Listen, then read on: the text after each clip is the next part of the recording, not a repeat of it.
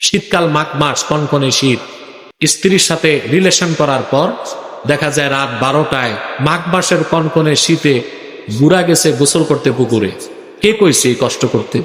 এই মাঘ মাসের শীতে রাত বাজে 12টা, পুকুরে যদি গোসল করে 7 দিন আর ভয়তে যাবি স্ত্রীর কাছে? কথা বল। আরে ভাই, আপনার সাথে সাথে গোসল ফরজ না, আপনার উপর কখন গোসল ফরজ?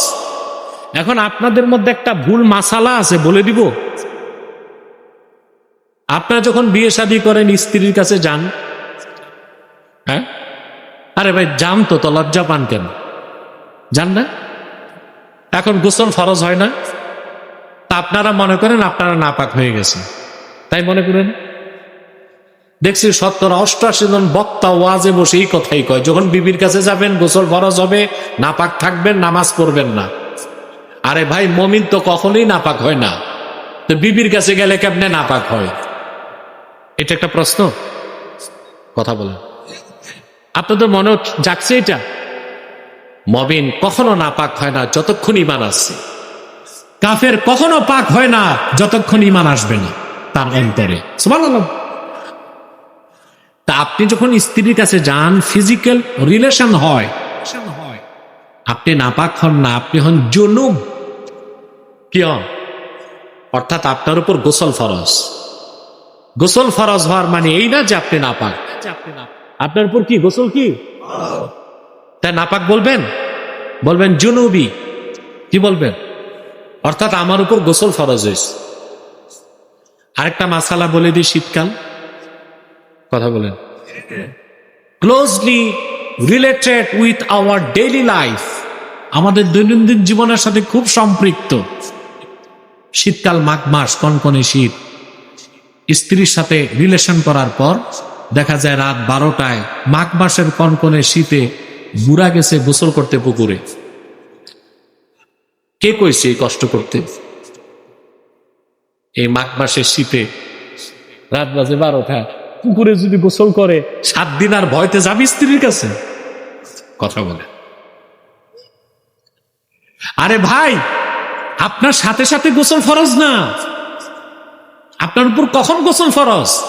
ইদা দাখালা ওয়াক্তুল ফাজরে,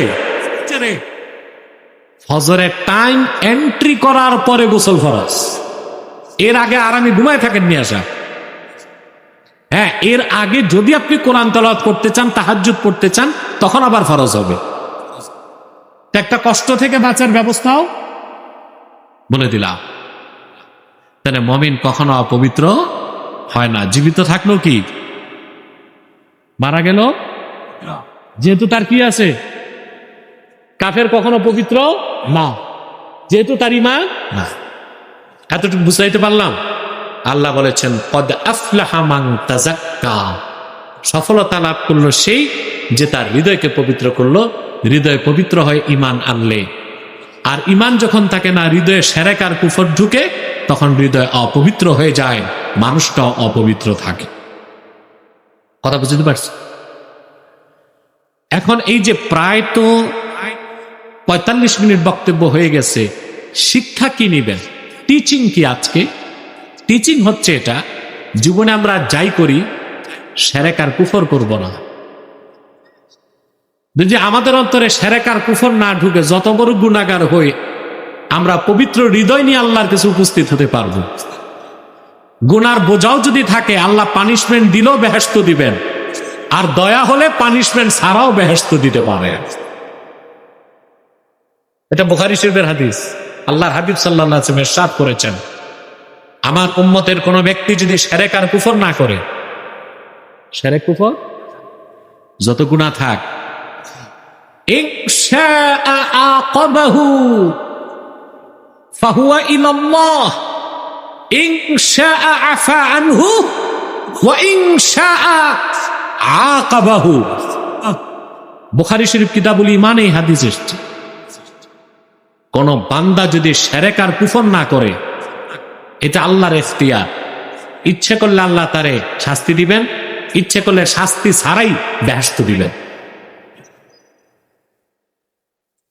কিন্তু কোন ব্যক্তি যদি পাহাড় সমান সোনার উপর আল্লাহর রাস্তায় দান করে, জনহিতকর কাজ করে, সত্য কথা বলে, মানুষের ক্ষতি না করে, ভালো ভালো নীতিবাক্য আওড়ায়, চরিত্র ধরে রাখছে, কিন্তু ঈমান যদি না থাকে, আমল নামায় শিরক আর কুফর থাকলে কোনদিনও সে আল্লাহর জান্নাতে প্রবেশ করতে পারবে না। পারবে? পারবে? তাহলে শিরক আর কুফর করবেন না। এছাড়া যদি আপনার হৃদয়টা পবিত্র রেখে মরতে পারেন, তওবা করলে তো 1 সেকেন্ডের জন্য জাহান্নামে যাবেন না। তওবা যদি নাও করতে পারেন, জাহান্নামে গেলেও অনন্তকালের জন্য আল্লাহ পরে বেহেশত দিবেন।